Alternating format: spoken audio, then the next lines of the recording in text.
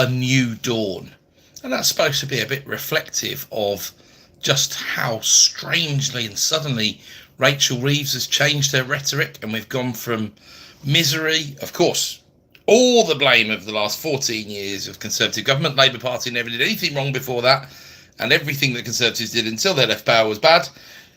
We all know that's not true, but it's the political game, so I don't blame her for playing it, but we're all sick of hearing it. So thankfully, we didn't hear too much of it this week, although, of course, that rhetoric hasn't been dropped because it's still politics, right? But if you've listened before, you'll know I like to start with a quote, and today's is, "There is no trade-off between economic growth and net zero."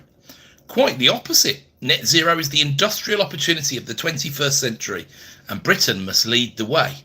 And that was indeed Rachel Reeves this week, stretching the truth to its very limits with an overall lack of evidence abound.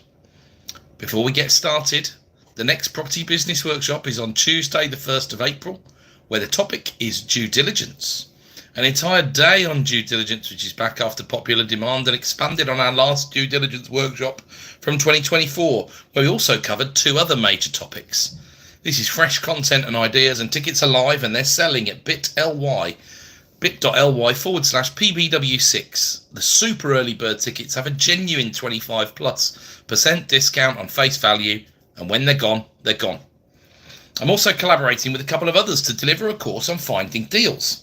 Now, due to time constraints, we only run a maximum of 2 of these per year, and it may indeed only be 1 for 2025. Alongside Daniel Kennedy and Nick Bond, I'll be there. This is Birmingham based, and we'll be talking through, no holds barred, the methods we use on a daily basis to find a really healthy stream of property deals, whether you want to buy them for yourself, become a property trader, or earn an extra income stream through sourcing for others. Now, we run these because, as per any of the training I get involved in, we're actually doing it with 90% of our time and talking about it with 10% of our time. That's the right ratio, in my view, to get real world and up-to-date information. It's great value, very intensive over the 3 days, and as always, packed with content. The first half a dozen tickets are sold, and only 20 maximum can attend to ensure we get into the right level of depth and detail with everyone attending. That's the 21st to the 23rd of March, and there's some more details if you're interested at bit.ly/sourcingsolved2025. Now, all those details are in the show notes, and we can actually crack on with the supplement as we hit February a million miles an hour. This stamp bump that's coming up at the end of March is creating urgency and activity in the market, and we can all feel it. January's auctions were mixed, with a fair amount of what looked like overpriced stock and some failures. But as always, plenty seem to sell too high, especially in a world of 5% additional stamp duty. I swear half the buyers haven't even clocked it yet, but in reality that should be no surprise. The air must be a bit blue around completion statement day though. So this week's deep dive sees me go into the Rachel Reeves speech from this week that put the bats amongst the pigeons, if you like, because it's upset the Green lobby and buoyed business overall, but particularly big business, of course. SMEs are not overly bothered and still have their eyes on the national insurance rises, of course. It's a line by line and it's big, fair warning, but the juice is worth the squeeze. So in the real-time slot, Chris and the property market stats are rocking into 2025, and we get to ask that question that we love to know the answer to. What is happening currently in the UK property market? So listings, we press on 34,900 listings in week 3. That's 17% higher than the equivalent week last year, 14% higher than 17 to 19. Plenty of stock out there. You still need to stand out if you want to sell houses at a fair price in a timely fashion, because that's the market we're in, folks. I can't help but look at all these listings and ask, where do the extras all come from?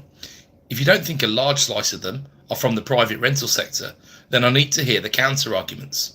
Instead, Nero will fiddle while Rome burns for tenant stock availability at the governmental level. Price reductions are roaring. There's usually a significant January correction after people tend to withdraw rather than reduce in December as a rule, but we need the next week's figures to draw a full conclusion. But the number for January is guaranteed to be over 10.6%, which is the 5-year average. But how much above? Well, we'll see by next week's supplement. Similarly to listings, gross sales stayed well ahead of the pack. 25,700 last week, that's 35% higher than the equivalent week in 2024 and 43% higher than the equivalent average week in 2017 to 19. It's massive. More evidence of stamp duty compression, but how many of these will complete before the 31st of March? Are people just being over-optimistic? And will there be a lot of fall-throughs? Fall-throughs were only 23.3% last week. It's very close to the 7-year average, which is just under 1 in 4. 19,700 net sales means that we still look like a good year for transactions. 38% up on 2024 year to date, and 39.7% up on year to date 2017 to 19.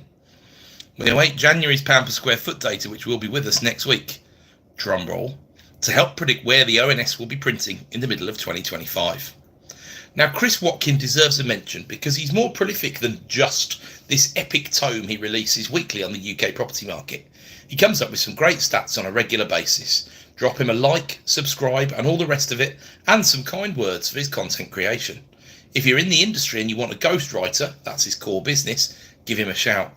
The article gets published on the Property Industry Eye website and the video on his YouTube channel. So, we transition from real time to macro, seamlessly of course. The last week of the month can be quite sparse when the month finishes on a Friday. So we've got the Nationwide House Price Index, we've got the Bank of England Money and Credit Report, and then we've got room for a look at the ONS Weekly Economic Activity and Social Change Real-Time Indicators, which I regularly look at but rarely report on. And then you know the rear guard is gilts and swaps markets, of course. So Nationwide also slipped out an affordability report the week before, which I missed at the time, so I've stitched some commentary onto that alongside the HPI, which is where we're going to start. 4.1% year-on-year up for house prices according to Nationwide. They were 4.7 last month, but they still see January as 0.1% up, seasonally adjusted, I should say. Now, it's time to drive a truck through Nationwide's thinking and analysis. Someone needs to disrupt the narrative they're pumping out, and I've nominated myself. The chief economist often comments on long-term trends, including what happened in the last millennium. Now, I was fortunate enough to attend an event this week. There was a national conference for a property franchise group, and I contributed to a fireside chat with a fantastic economist and professional speaker, Roger Martin Fagg. If you've never heard of Roger, I would encourage you to check his content out, especially if you want to learn more about the real macroeconomy. He doesn't have his own YouTube channel, but there's a fair few videos here on YouTube with him in. Roger is a no BS, what's really going on kind of guy. He also goes back and marks his own forecasts against what he said. The only person I know who does that apart from me. So we were always going to get on well. Anyway, I brought Roger up because he made a point that I've also made in the recent past. The comparison of what happened in the housing market in, say, the 1970s is just completely and utterly irrelevant in today's world. The primary reason is that when it comes to owning property, the vast majority of that is achieved with 2 incomes these days rather than 1, which was the typical way in the 1970s. The major failing here is that house prices are most often compared to median income of 1 individual, and that makes the whole comparison a nonsense. A much better picture is garnered by looking at house prices versus household incomes, for example. And when you do that, you see a dramatically different picture. I'm not saying that even with my adjustments, house prices aren't up in real terms since the 70s, because that would be ridiculous. But I am saying that the problem, so often cited in the press, is pretty much where it has been, with a little bit of volatility, since the early 2000s. Thus, going forward, I think there's a dramatic business case for looking at the property market using the last 20 years worth of data, not after 1950 or something crazy like that. What happened between, say, 1950 and 1987 can largely be consigned to history. We then had a big adjustment and a huge fall in house prices in real terms between 87 and 94, after they trebled in nominal value, bear in mind, between 1980 and 1987. Then we had some stability for years, then the credit bubble, the great financial crisis, a slow recovery, and then we had COVID. So COVID and the level of stimulus that had come in the 1970s would probably have trebled house prices rather than what it did in the current environment, which has moved them up about 25%. The world is different and we need to accept it. Rolling 20-year averages are the comparator, and pretty much any conversations around affordability to be meaningful probably need to be limited to the last 20 or 25 years worth of data. So what's the implication of this if you accept my argument? Trend lines need completely redrawing. Gender equality in pay, fewer children being born, far more women staying in work after childbirth, Couples with children with one adult in work went from 47% in 1975 to 27% in 2015. Nearly halved, basically. One income households with more than two or more adults in have shrunk dramatically. Still, even if we're happy applying my level of rigour, we aren't below the first time buyer trend line when it comes to mortgage payments as a percentage of take-home pay. And this is the metric that Nationwide prefer as affordability. So we are well below most of the early 2000s, when credit was easier to come by, of course, and the ZIRP period, the zero interest rate policy period, between 2009 and 2021. That also pollutes those figures quite significantly as well.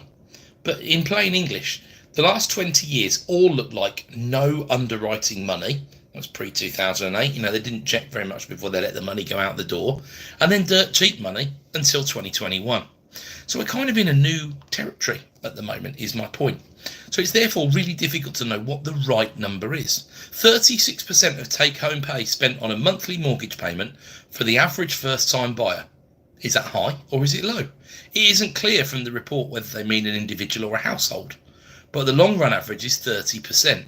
Probably looks more like 33 or 34% if we use my 20-year rule here. And we're still above that when we're at 36. But that might just be reflective of rates and the normalisation of them, frankly, rather than saying houses are expensive or, what they are saying, not affordable. The chief economist at Nationwide sticks with the rents are so high that the PRS can't save narrative. This also frustrates me. The average rental household earns about 34k a year. The average first-time buyer household earns around 60k a year. Can you see the difference yet, Robert?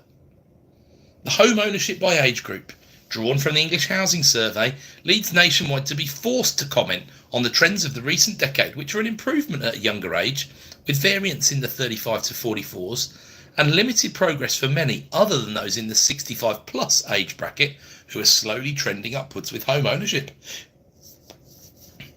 Outright owners have improved in number across all age tenures. I used the home ownership by age group graph as this week's image in the printed version of the supplement on my LinkedIn or on the Partners in Property website under the blog section. So Mr. Gardner, said chief economist at Nationwide, also sticks with the narrative that the private rental sector remains stable at 19%. All the data since March 2024, when this iteration of the survey closed, suggests this is moving downwards. But like many, the analysis strategy here seems to look like navel gazing until it's a real problem for the tenant. Not that, in fairness, it's Nationwide's job to look after the tenants. They're there to do business with the homeowners, of course. The report also cites their affordability result report from the middle of January, and their headline was affordability stretched but gradually improving. So their summary points are then a modest improvement over the past year, but affordability is stretched by historical standards. I've already dealt with that one. Considerable variation in affordability across occupational groups. Kind of sounds a bit self-evident, but we'll get into that a little bit. And then affordability most stretched in London and the south of England, with the north of England and Scotland the most affordable. Who would have thought it? No real surprises, and I would still take my comments around historical standards into account. So regarding variation in affordability, but suspend belief, but apparently professionals and managers pay a lower percentage of their take-home pay on mortgage payments than those in elementary occupations. That's what we're calling them now, apparently unskilled jobs. No kidding.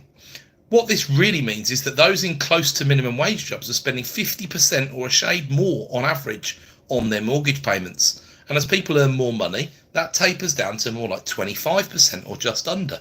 Quite a stark difference. Now, regionally, there's also a stark difference, as you'd imagine. In London, the average first-time buyer is spending more like 60% of their take-home income on a mortgage at an 8 times earning ratio. In Scotland, it's just over 20% or 3 times earnings. So another great way of looking at things, where in the income distribution does a typical buyer sit? In Scotland and the North at the 20th percentile. So another way of framing that is 80% of earners there can afford to buy. They don't necessarily choose to do that, which is statistically inconvenient, with much more than 20% of the house price stock there that is rented.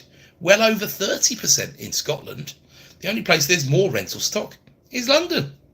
But the inconvenient truth is that some rent out of choice for flexibility, because they choose to spend their money on non-housing related products, experiences or services, as anyone sensible knows.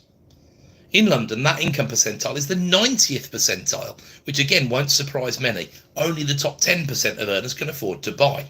Now, Nationwide aren't clear whether they used localised income percentiles here or just the entire country's income percentiles. I suspect it's the entire country's, which does dilute the strength of these conclusions somewhat, but I can't evidence that either way, so I'll leave it alone. That's the way I prefer it when I can't evidence something. The most affordable local authorities list is a useful one, I thought, because they happen to coincide with some pretty strong rental areas where things stack up pretty well. Can I just point out to you the mathematical identity here? If these locations are the most affordable, then they are the place where more people in time are more likely to be able to buy, which would push the prices up in these areas accordingly. Now, if you combine this list with infrastructure projects of interest or large-scale business investment or business improvement districts, you might well find some significant nuggets in here. Breadcrumbs to bonuses, I thought about calling it. So, if we look at the various regions, the very cheapest, the lowest multiple of the house prices to earnings, in Scotland it's Aberdeen, in the northwest it's Burnley, in the north it's Hartlepool, so all of those are below 3 times earnings. In Yorkshire it's northeast Lincolnshire, that's 3.3 times earnings, which is interesting because if you're in the Yorkshire region you wouldn't think you had Lincolnshire in there, but you do. In Wales it's Blaenau Gwent, 3.5 times.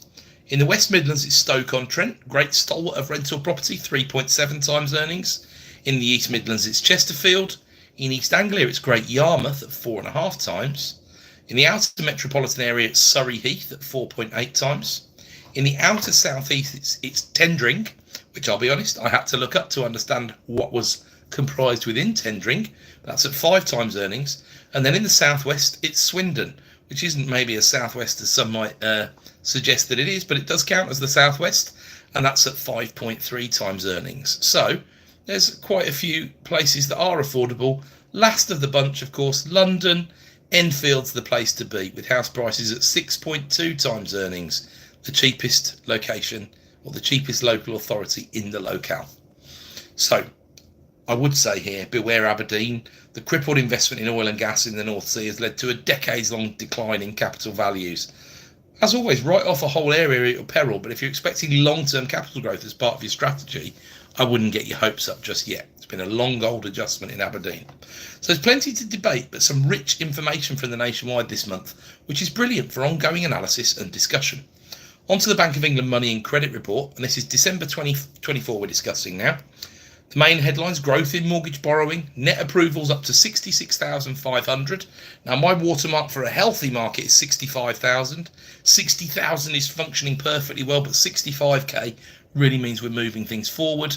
We'd happily accept 65k every month, a nice functional growing market. But the stamp bump probably means it's artificially high compared to underlying market conditions at this time. Remortgages dropped by only 700, but they still stayed above 30,000 at 30,500. Not a huge deal. Consumer credit borrowing, unsecured, grew £1 billion in December, which is a traditional credit card month, of course, and that continues an above-trend, unsustainable growth path at the moment.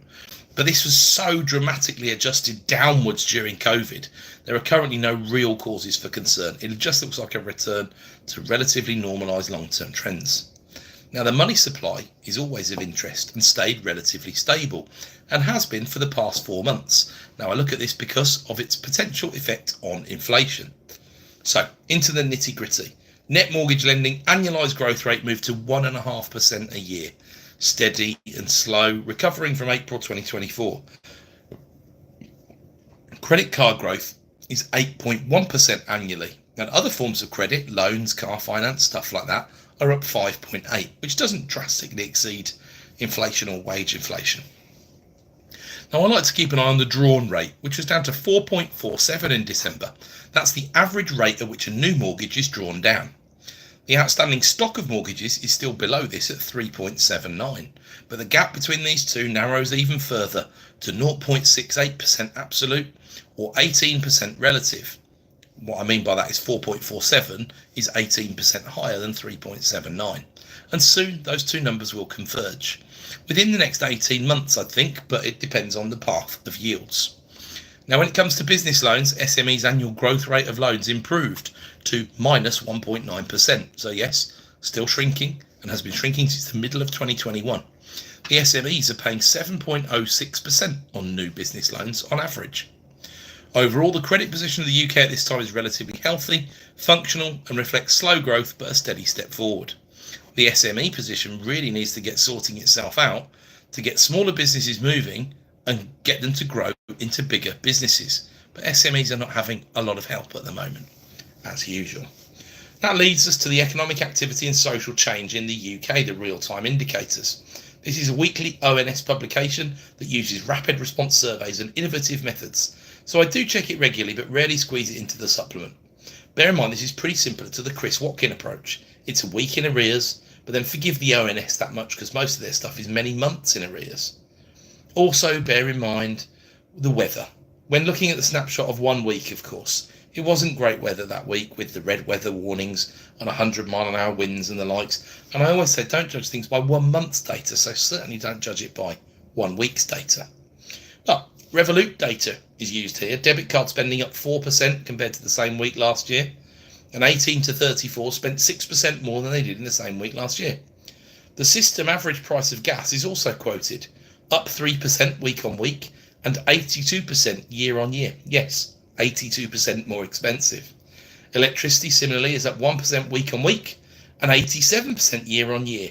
Now, before you panic, the expected increase in the price cap for April 2025 is about 2.5%. And a fair amount of the changes, first of all, weren't reflected in 2024 and have already come in the 10% increase that we suffered in October 2024.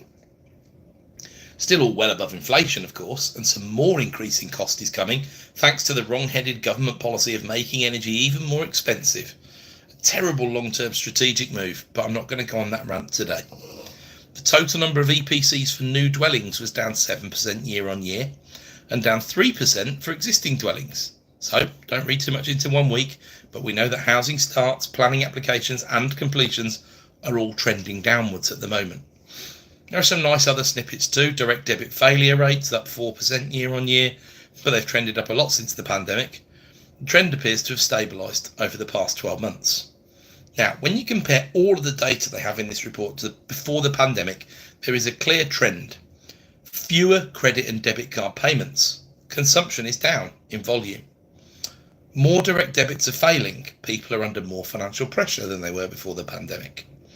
Redundancies from insolvencies are actually lower than before the pandemic. Employers proposing redundancies are higher, but not dramatically so yet. Online job adverts are dramatically down from about 1 million in 2018, when ONS started capturing this data series, to about 600,000 today. It's a huge difference and much worse than the ONS official vacancy figures suggest. Now, bear in mind, they're only using one source in the real-time report, so we do need to be cautious. Small business jobs and sales are down. Now, hopefully, that's some interesting insight, and we move on to the gilts and swaps. A happy week, theoretically, particularly on Friday, when we tested the low 4.2% yields on the 5-year gilts. The week opened at 4.301, which was a gap down, and closed at 4.236. Very acceptable. It isn't easy to ascribe Friday's market to any particular news event, certainly not the publication of UK economic data, and it feels more like an adjustment based on next week's Bank of England meeting, which is in all camps nailed on for a cut. I've said before, the cut is going to happen. I'm more open-minded than many about a rise in rates before the end of the year, but the likely pathway to that would be cut, rise, which cut, hold, rise probably, or cut, rise. Now, I only really worry about the meetings where there's a full monetary policy report. So we'll have 8 meetings this year, but I only worry about the 4 where there's a monetary policy report, because these are the ones where something fundamentally has changed and therefore people can and do change their minds. The difference here is the other meetings are there as kind of a safety valve, if you like, because if things are changing particularly quickly, and we saw evidence of this 2022, 2023, right, then we would use those meetings to, in this case, raise the rates, but we might use them to cut the rates as well. And indeed, there might be, emergency meetings as and when they're needed when a really significant shock event takes place. So I don't think it will be cut, rise. I think it will probably be cut, hold. That's where I'm at the moment. But as the facts change, I will change my mind on that prediction. I can't predict the whole year of interest rate meetings without seeing what plays out in the data. But that sort of pathway where we do have a rise at the end of the year is a live runner. Let's just leave it at that. But the forecasters think the bank is going to vote 7-2 in favour of a cut. That's the current consensus. I suspect 6-3 is closer to the truth, and all else being equal, if it is 6-3, yields will rise a little. Likewise, if it was 8-1, I see that as a highly unlikely outcome, to be honest, then yields would drop more. It seems though the governor is on board with the cut, which means the deputy governor is also on board. Not because she follows him, but because he follows her, in my opinion, anyway. Bailey has emphasised the need for caution in relaxed mortgage lending rules, and has also spoken on big decisions being needed to stop the public debt surge. He's on board with the growth policy side of things, and he knows that rates need to come down a little, and he also knows that messaging is key. Now, the 5-year SONIA swap closed the day at 3.923% yield on Thursday, when the gilt on Thursday closed at 4.261. That discount of 34 basis points or so has narrowed ever so slightly, but not enough to read anything into it. Great news because it sees the cost of debt around 5.9% for limited company 5-year fixed, no fee, so lower rates will be available by accepting fees. As rates do look like they've hit their ceiling and are coming down, then look out for better rate deals on existing remortgages you might be doing, and be sure to check them weekly. Rates and deals can normally be changed up until offer for free, and then after offer for a fee normally, but check with your broker always. If you're looking for a great broker, I'd recommend Simon Das and James Rogers at 978 Finance. But of course I would, because I'm a shareholder in the company for full disclosure purposes. Rates are happily within our current range, although still near to the relative top of it, and the swap market stability looks very consistent over the past 12 months, especially compared to the swings in the gilts, including what happened at the beginning of this year. Now that all segues us nicely into our main focus for this week, the reset of Rachel Reeves, the rebirth, the damn near resurrection, some might say. Now listen, first up, I try desperately hard to be apolitical. I score very centrally on a political compass test. I tend towards more libertarian than authoritarian, but there's no room for ideology in my view. The beliefs that I do hold, I hold so strongly that I don't even consider them to be ideological. For example, the belief around personal responsibility. I also desperately want Labour to perform, because if they don't, we all suffer. The sinking tide makes all boats worse off. Plus, I owe Rachel a fair shake, because she helped massively increase my balance sheet by scaring so many people with that nasty budget last year. So let's give her a squeak. If you missed it, she gave a speech this week. I am going further and faster to kickstart the economy. Sounds like she's on semi-performance enhancing, which personally I'm not against if it helps to get the country where it needs to be. I'm going to take a look at it in detail. But first up, I wanted to talk a bit about the reaction to said speech. They wheeled out the big guns as Mohamed El-Erian, arguably the most famous and influential economist in the world, who is remotely prolific these days, not a Nobel laureate, but a former CEO of a company that manages over $2 trillion in assets. So much rarer and, dare I say, more valuable than a Nobel laureate. And he wrote some positive thoughts about her. I doubt Mohamed El-Erian is bought easily or at all, so I'd take what he says at face value. And he's one of those people that when he speaks, I most definitely listen. If you don't count Ray Dalio as an economist, I do think he is personally, then Mohamed is the main man. Give her plan for UK growth a chance, he implored. And I certainly listened. Then the BBC, who you would hope would give Rachel Reeves a fair shake too, pointed out that the plans would take time, for example, Heathrow expansion. That's fair. When will economic benefit come, therefore? Well, even if you start projects, you kickstart growth. In fairness, the fact that the plans were approved in Parliament in 2018, and yes, Rachel Reeves voted for them, but Sir Keir Starmer did not, which makes him look a little silly, as much of his voting record does, and the fact that nothing's been done doesn't look good at all. This pertains back to the greatest opportunity that our most able Chancellor for decades missed, borrowing in early 2021 to fund projects like this, although politically it would have meant influencing the planning system, which the Conservatives are always loath to do. They talk about it a lot, but remember how many of their voter base that it upsets. They also, in fairness, didn't do too badly on private sector housing delivery, and Labour will struggle to match their record in this Parliament, mostly because of what they inherited, and mostly because of interest rates, apart from anything else. But there we go. However, relaxed mortgage lending rules will be really exciting for some house builders, because nothing gets house prices moving like an easing in the availability of credit. The BBC remained pretty dispassionate overall, setting out the case for both sides. They really didn't get excited, but they aren't supposed to. As we get into the meat of it, it will be clear just how excited I am, but also how sceptical I will of course remain until we see the real results, and until we get past this spring statement on the 26th of March. So let's get into it. I was first of all pleased to see that Labour have finally realised we've had enough of black holes, blaming the Tories, largely, and really we just need to know how we're going to get on with the multitude of tasks at hand. I perhaps have not emphasised enough in the supplement how important a positive rhetoric approach is. I think regular readers will know just how much I value mindset and consider it very much a central part of the process of running and owning businesses. I believe strongly in animal spirits, as John Maynard Keynes called them, or boosterism, as it was framed in the 19th century, where American western towns would market themselves effectively, extolling their virtues as they were seeking to increase their populations.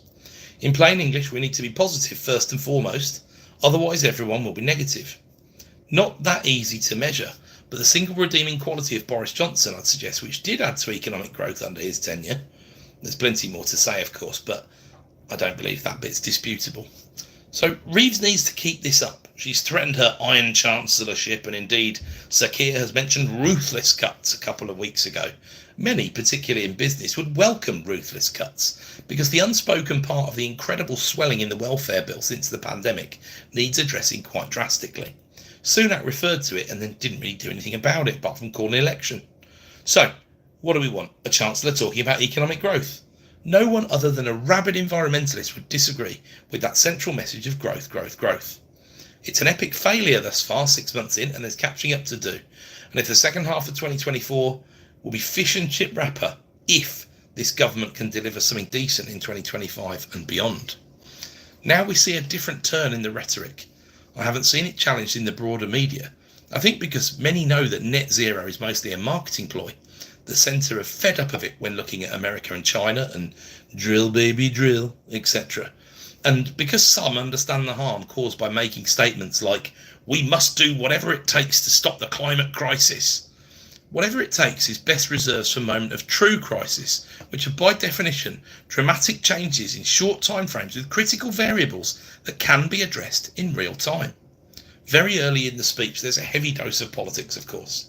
Without growth we cannot cut hospital waiting lists or put more police on the streets. Without growth we cannot meet our climate goals or give the next generation the opportunities they need to thrive. Now this climate one I do find interesting. Many would disagree, and I think they'd be wrong to disagree, and we'll have to see where it goes. The people can understand the points around hospitals and police, though. We then had some chat about the pounds in people's pockets, which rang the words of Harold Wilson in my ear, which were inherently dishonest words from a factual perspective, of course, when he was discussing devaluation. Not an ideal throwback, but perhaps only a problem to the pedants like me. Now there's a claim that Labour have begun to turn around the cost of living crisis. Thank goodness you don't need any evidence for these speeches. Still, let's stay positive. Double R then gets into a waxing lyrical about how great the UK is. Huge potential, strong communities, small businesses at the heart, and then claims we're at the forefront of the most exciting developments in the world, AI and life sciences. I'm not convinced we are. DeepMind is great, but it's inherently US owned. It's owned by Google. AstraZeneca is our largest asset. Rolls-Royce we need to back at a governmental level, and indeed AstraZeneca this week pulled out of a £450 million investment in the UK. Timing is everything, eh? Then Reeves really gets the juices flowing. Growth will not come without a fight. Correct. Sadly, so far, mostly it's been fighting against you, not with you. But still, you feel the spirits rise. Or maybe it's just me. Productivity then comes up. Yes, we know productivity growth has been weak in the UK, but we still aren't clear what Rachel Reeves is going to do about that. She blames underinvestment. True. Regulations. A little bit ironic, but true. And shocks in recent years. True. My goodness, this is starting to look fair and correct. Hallelujah. She then recognises that foremost, businesses, investors and entrepreneurs drive economic growth. 9 out of 10 so far, Rachel, for intent. But we still need to see evidence, of course. Here come the elements of the strategy. Stability, which happens by definition when you've had a massive economic shock like a pandemic, as long as you don't have another one. That one's a win by definition at the moment. Then reform. As I've said, they really need to think about changing the name of that one, apparently making things easier for trading, raising finance and building.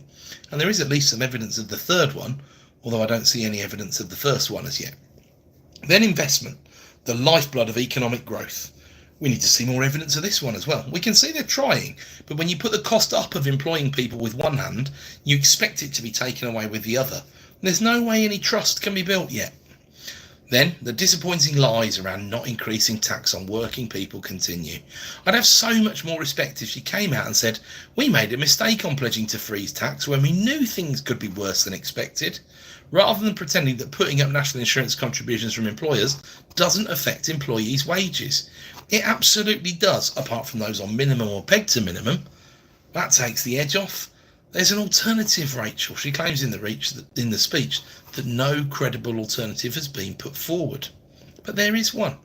So, stability wins by default anyway, and the bill passed to ensure no chancellor in future, idiot or not, cannot just ignore the OBR and the checks and balances in place, even if they're not perfect, which they're not. That's a positive, and it really was a penalty kick. But after the lettuce, it was needed. That's a W by default, unless something geopolitical kicks off, of course. An economy starting from a post-Brexit tradition where the easiest trade deals in history are nowhere 8.5 years after the vote is starting from a nut low. That again makes things easy. Just don't be an idiot is a workable strategy. Anything will be better than nothing. I don't expect great things to be delivered in short order here, but no value at all has been added at governmental level.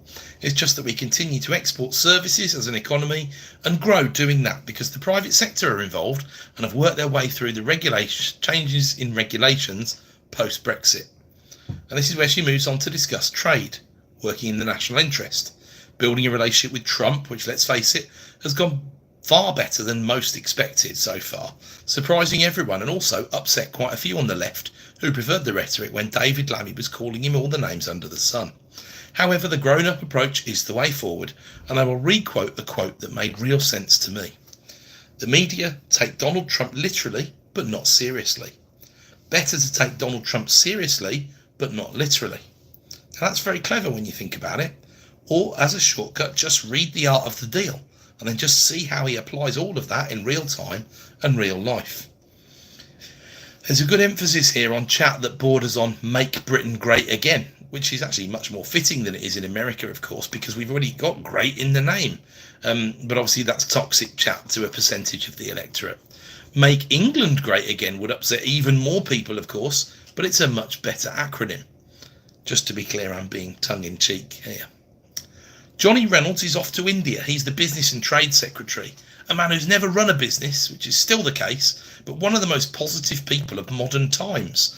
Let's just hope his advisors keep him well briefed, but we can't question his commitment to boosterism. I just hope someone sensible is signing everything off behind the scenes. He does look a plank in the comparisons to mentions of Scott Bessent, the new Treasury Secretary in the US, investor, hedge fund manager, former partner at Soros Fund Management, net worth $500 million, and the highest ranking openly gay person in American history as it goes. As far as business miles on the clock go, although a fairer comparison might be Bessent to Reeves, which still doesn't stack up that well from the UK side of the fence. We've then got references to Skills England. Now, it's hard to discuss whether that one's going to be successful or not. We just have to remain sceptical. It was the replacement of the essentially failed, or underperforming to be charitable, Institute for Apprenticeships and Technical Education. It had to happen, but has the root cause of what led to that failure been addressed? We'll have to stick to learning by results, but let's be positive. We've then got promises to sort out health and disability benefits. More as we approach the end of March, I suppose. Immigration white papers, which will be a clever way of claiming credit for the student visa changes in 2021, which lets students stay in the country an extra couple of years after they graduated, which I would wager the Conservatives wish they could take back, because that will wash out of the figures by 2026. And remember, the big fuss is about net migration. So we basically held on to a considerable number of students for an extra couple of years, a couple of 100,000 a year over those visa years, which is about 400k added to the net migration total just because of a change in the visa. Don't think the Conservatives politically thought that one through at the time, but then in 2021 they were kind of distracted by COVID apart from anything else. So we've now got talk of visa routes for very highly skilled people, because the skilled worker visa is already so diluted. It's a bit of a giggle, to be honest, but there we go. They also believe that by rewriting the UK's listing rules, they'll allow more funding to be raised easily on the UK capital markets. But they've missed the lowest hanging fruit of all, of abolishing stamp duty on shares. Then the pension reforms, which Rachel's keen on, and economies of scale promised there, do look good if they wash out. This release of surplus funds is a clever idea. So here's the premise behind that lot, if you were wondering. Pension funds are the very biggest winner from the end of the zero interest rate policy era and our return to normal interest rates. They need, and this is as broad brush a statement as anyone could make, not the gospel but roughly right, about a 4% return each year to be sustainable. Therefore, when government bonds hit 5% plus, as they have done a few times in recent years, they can create a big surplus with no risk at all. And even an idiot could run a pension fund. In fact, a few have done. It's more complex, of course, but the difference between paddling upstream at an incredible rate and sitting back with an extremely low risk portfolio and looking after your clients, said pensioners in their drawdown stage, and those who will be in their drawdown stage, of course, with complete ease. Thus, allow firms to get surpluses out and then invest them. Who benefits? The firms and their shareholders. Share prices up. Cost of capital down. Who loses? Well, where the pension fund would otherwise have invested the money, of course, but it turns a passive investment into an active one, which should be beneficial. Therefore, it's clever. And that's where the further and faster chat kicks back in. Regulators have supplied proposals for cutting back their own remits. I apologise if I remain terribly sceptical on that basis. I mean, tell me how I can sack you and make your government, your department less powerful, less well-funded, less useful. Interesting concept, isn't it? Some have responded very disappointingly with a typical public sector attitude, but again, we're going to need to wait till March to see the results here. And I'm somewhat hopeful. If it was me, I would have gone in there and basically said to them, listen, we're going to be changing regulations. This can happen in two ways. Number one, you can tell us what you think we should change and take the brakes off. And if you don't come back with some good stuff, then I'm going to send someone else in to do it. And guess what? They're going to be a lot harsher than you are. So get on with it. But let's see. So planning. We've had 13 major planning decisions determined in 6 months. This stacks up okay in a historical context, and all these were submitted before Labour were in power, of course. So we need a longer time frame before we can analyse this effectively. However, every single Labour administration has always relaxed planning laws, so we knew it was coming, and overall the industry response is very positive. The occasional libertarian calling for complete abolition of the Town and Country Planning Act in its entirety, of course, but there's always one. Oh, a few. We still, at this time, have reduced numbers of new planning applications. The way you fix that, and this isn't in the speech, of course, is inflating house prices, because house builders want to build in rising markets. The discussion around the relaxation of mortgage lending requirements, which is ongoing, is absolutely key in doing that. I had it explained to me in plain English this week by a Labour Party member who has the ear of some very senior politicians. Inflate the house prices by year 4 of the Parliament, win the next election. Good old-fashioned politics. There's a huge correlation between electoral success and house price growth, an advantage to the incumbents, and overall, ring the bell, supplement listeners, because the Fred Harrison acolytes and the 18-year property cycle is about to be proven to be Swiss cheese in slow but real time. Eat that, Fred.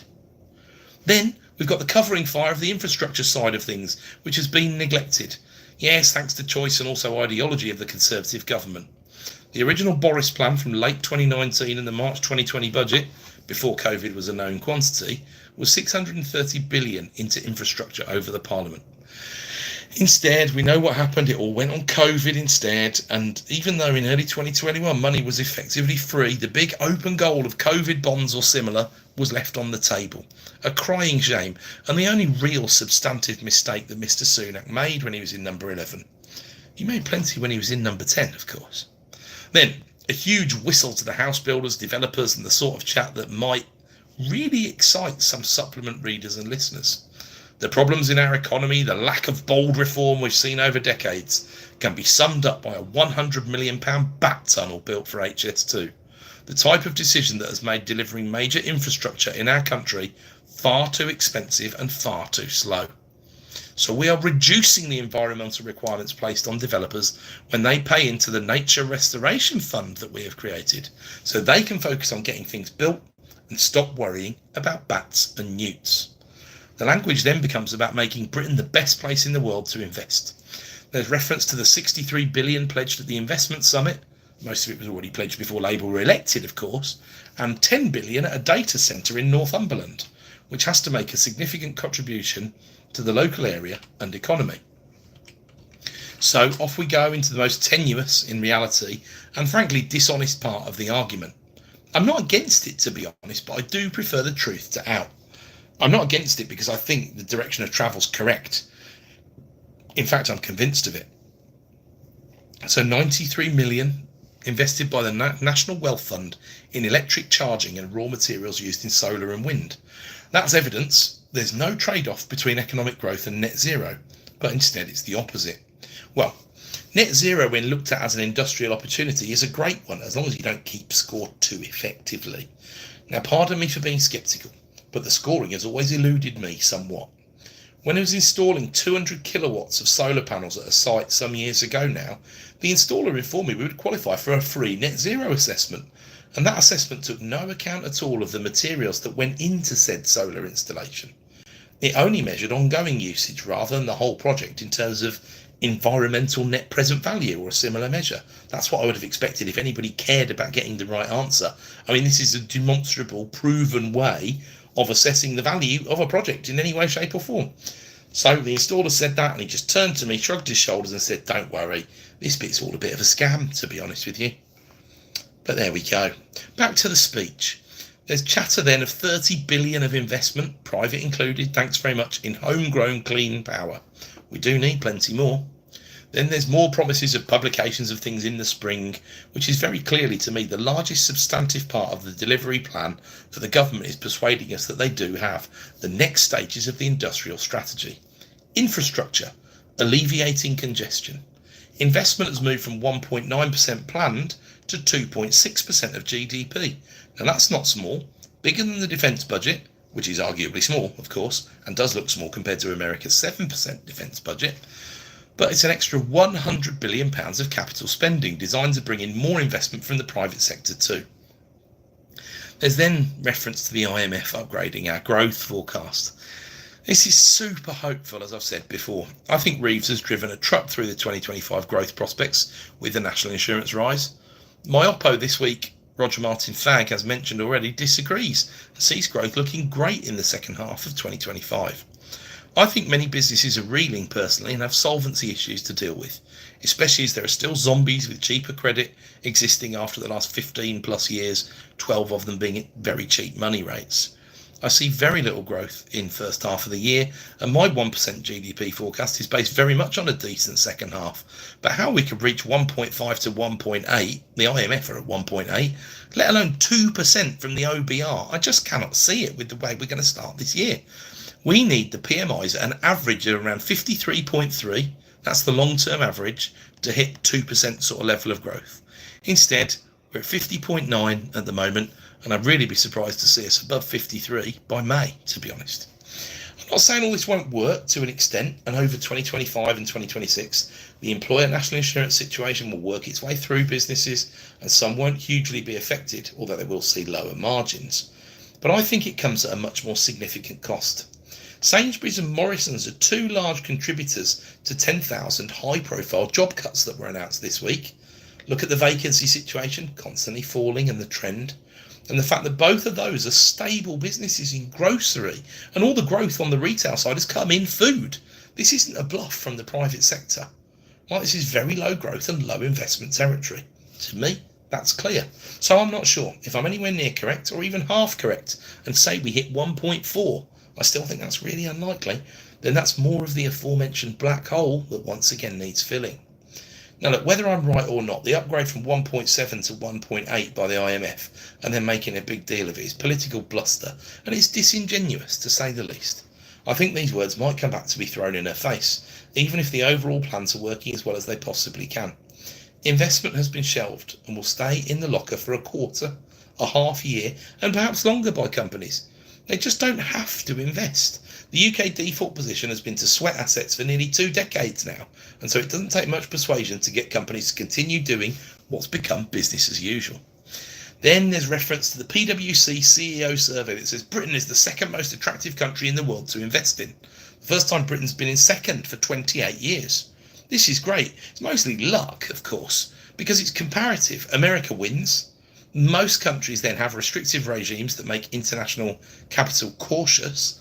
And then Germany and large swathes of the EU are simply not doing very well, are in recession, or are looking much more miserable geopolitically than the UK.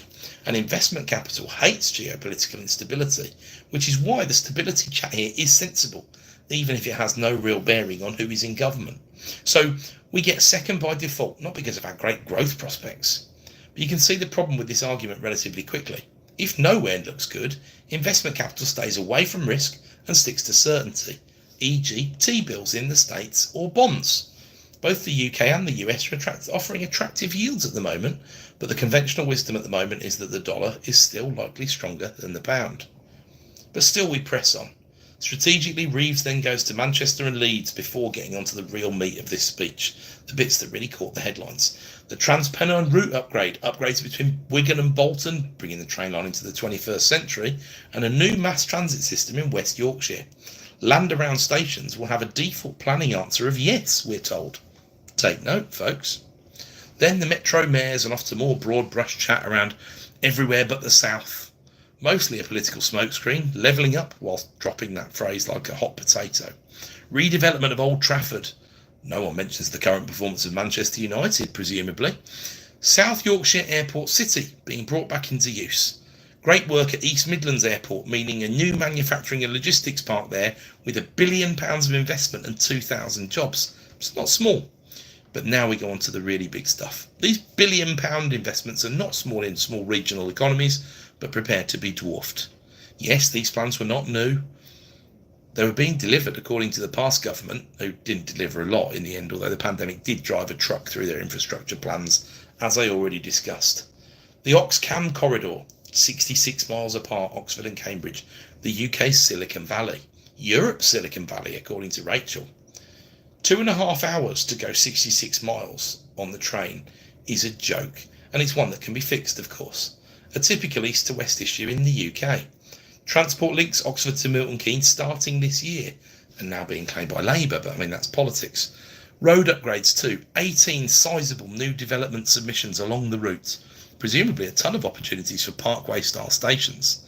Tempsford, currently a place none of us had ever heard of unless we live in Bedfordshire, I'd imagine, will become a mainline station, meaning 1 hour to London, just under, and 30 minutes to Cambridge. I'd imagine the locals are foaming at the mouth. New reservoirs neglected by governments of all colours for the last 50 years are all being pushed through, with resulting developments following in Cambridge. Patrick Vallance, remember him, he's now a Lord, is to be the champion for the Oxcam Growth Corridor. I'm not sure what, other than his scientific prowess, makes him the right man for the job. But as I've said, let's be positive. Hopefully he's there as a scientific figurehead to inspire confidence, which makes sense. He likely came out the COVID side of things looking the most clued up of all three, between him, Johnson and Whitty, although arguably the opposition wasn't up to much. He certainly doesn't bring business experience, so that trend continues, worryingly. The speech tells us he will work with housing and planning to deliver all of this. No one else seems to understand the space particularly, so I suppose this theoretically isn't a downside. There's a huge number thrown out there, perhaps for the benefit of the OBR and their forecasts. 78 billion added to the UK economy by 2035. Bedfordshire certainly looks like a county to consider investing in, especially if you're stuck in a low-yielding environment in a normalised interest rate world, which many in the southeast are. Then, Heathrow. No new full-length runways in the last 80 years in the UK. A third runway, according to research quoted by Reeves, can add 0.43% to GDP by 2050. 60% of that goes to areas outside of London and the southeast. This comes from Frontier Economics, a large consultancy. They're not forecasters, well, I'm sure they are, but they don't publish anything, so I can't take a view on the validity of this or how good Frontier are. But they are big and they're broadly credible, which presumably why Reeves has used them. 100,000 jobs promised. Well, that represents a truly excellent month or an acceptable quarter of a year just on its own.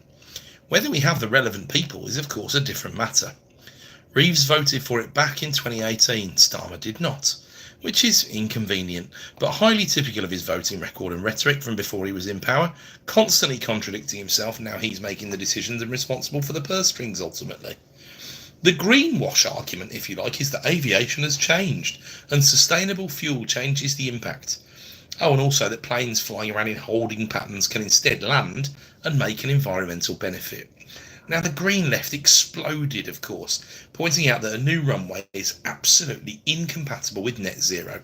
The government is ignoring the advice of its watchdog, the Climate Change Committee from 2023, regarding new runways. The government case can best be described as optimistic because it relies on innovation that isn't yet with us. However, this is probably the right way around, to be honest, and if they're right, and I assume they've done some pretty good polling and focus groups and things like that in the background on this, and I am right that the centre is pretty hacked off with net zero when they look at what China's doing and they look at what America's doing under Trump, then perhaps this is a genius political move. So this positivity might just pay off, right? I'm going to remain healthy sceptic, right? But I do feel obliged to point out at this point that this overall rhetoric is about 1,000,000 times better than the chat of utter misery that has accompanied this Parliament since the 4th of July 2024. Let's be thankful for small mercies and hope that Rachel keeps popping the happy pills. She really does need this to be her default position and to stay annoyingly positive, which is my own patented mindset. Do I believe it all? Hell no. This is politics. There's a huge amount of credit being claimed here for things that the last government set in motion. However, it's easy to argue the money wasn't set aside properly for much of this. We have seen evidence of that thus far. The problem is that budgeting honestly and properly means more economic misery and potentially higher interest rates. We'll have to see, but in the very near term, we've got this Bank of England meeting next week. We've got a near certainty of a rate cut to 4.5% base. And that, alongside the positive rhetoric, will flush out a few investment plans you would hope. There will be many thousands of businesses sweating the minimum wage rise and employers' national insurance contribution rise, but plenty of the government's darling businesses mentioned here don't really care. It's the CEOs and CFOs and how they change their position on the back of this complete volte-face that will make the difference. And the shareholders looking for returns, of course.